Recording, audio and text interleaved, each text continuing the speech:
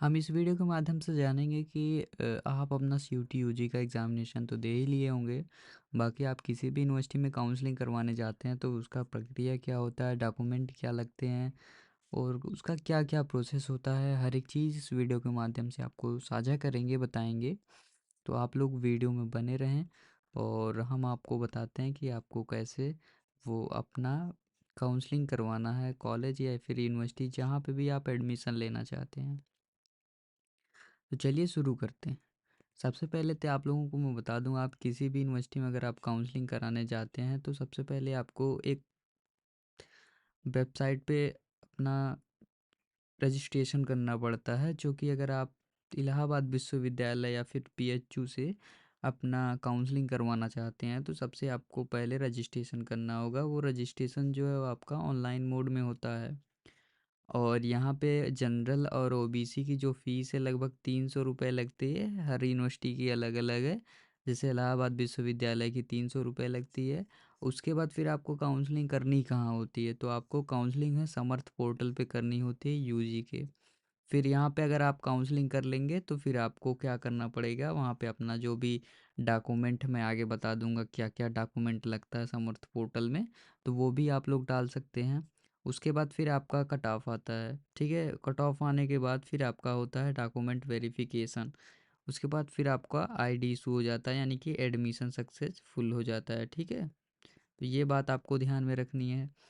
उसके बाद फिर आपका ई काउंसलिंग की जो समर्थ पोर्टल की जो प्रोसेस होता है काउंसलिंग की, उसका क्या होता है, देखिए सबसे पहले आपने जो सीयूटी यूजी का फॉर्म भरते समय डॉक्यूमेंट दिया था, वही चीज़ आपके समर्थ पोर्टल यानी कि काउंसलिंग करते समय लगती है। समर्थ पोर्टल पे ही काउंसलिंग होती है। काउंसलिंग में क्या क्या लगता है मैं आगे बता देता हूँ। उसके बाद फिर आपको फ़ीस पेमेंट करना होता है। पूरी काउंसलिंग करने के बाद फिर आपको फ़ीस रिसिप्ट मिल जाती है, तो फिर आपका एडमिशन जो है सक्सेसफुल हो जाता है। चलिए मैं आपको बताता हूँ कौन कौन से डॉक्यूमेंट लगते हैं काउंसलिंग के वक्त। ठीक है, जैसे कि आप लोगों ने जब सीयूटी यूजी का एग्ज़ाम दिया होगा तो उसमें आपने ट्वेल्थ जो है अपियरिंग डाला होगा या फिर ट्वेल्थ का ही डाल दिया होगा। तो यहाँ पे क्या होता है कि काउंसलिंग के टाइम आपको मार्कशीट की फ़ोटो भी अपलोड करनी पड़ती है। अगर आपका अभी भी मार्कशीट नहीं आया है तो आप डिजी लॉकर वाला भी अपलोड कर सकते हैं। अगर डिजी लॉकर वाला नहीं आया है तो फिर आप ओरिजिनल कर सकते हैं। तो मिला जुला के आपको मार्कशीट ही अपलोड करनी होती है। यहाँ पे डॉक्यूमेंट वेरिफिकेशन के लिए आपको क्या करना पड़ता है मैं आपको बता देता हूँ। देखिए, समथ पोर्टल पे जैसे ही आप जाएंगे अपना एक प्रोफाइल बनाएंगे, उसमें जो एकेडमिक वाला जो ऑप्शन आता है उसमें आपको क्लास टेंथ की मार्कशीट अपलोड करनी होती है, ट्वेल्थ की। उसके बाद फिर आधार कार्ड का फ़ोटो अपलोड करना होता है, ओरिजिनल एक होता है जो कि आपको अपलोड करना होता है। ये मैं बता दूंगा आगे ओ और सी का मतलब क्या होता है। उसके बाद फिर यहाँ पे सी यू टी यू जी का स्कोर कार्ड जो भी है वो अपने ऑटोमेटिक उठा लेता है। जब आप समर्थ पोर्टल पे जाएंगे अपना रोल नंबर पासवर्ड डालेंगे तो फिर वो ऑटोमेटिक उठा लेगा। वहाँ पे जब जैसे ही समर्थ पोर्टल पे जाएंगे तो फिर आपका यही पहले मांगेगा कि आपका सीयूटी का एनरोलमेंट नंबर पासवर्ड क्या है। ये सब आप फिल करेंगे तो वो आपका स्कोर कार्ड उठा लेगा। उसके बाद फिर अपना पासपोर्ट साइज़ फ़ोटो अपलोड कर देना है। अपलोड करने के बाद फिर ट्रांसफ़र सर्टिफिकेट, ये आपके डॉक्यूमेंट वेरिफिकेशन के टाइम होता है, कैरेक्टर सर्टिफिकेट भी, कास्ट सर्टिफिकेट भी।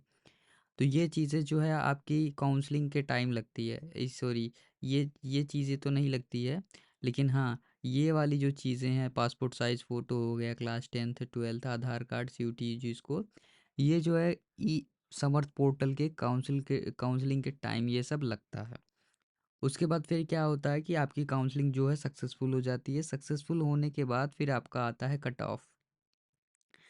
जब यूनिवर्सिटी अपनी कट ऑफ जारी करती है तो उसमें अगर आप आ जाते हैं, यानी कि आप उससे ऊपर रहते हैं या फिर आपका नंबर उतना है, तो फिर आपको फिर आपको कुछ करना नहीं होता है, बस आपको फीस पेमेंट करना रहता है और ज़्यादा कुछ नहीं करना उसमें।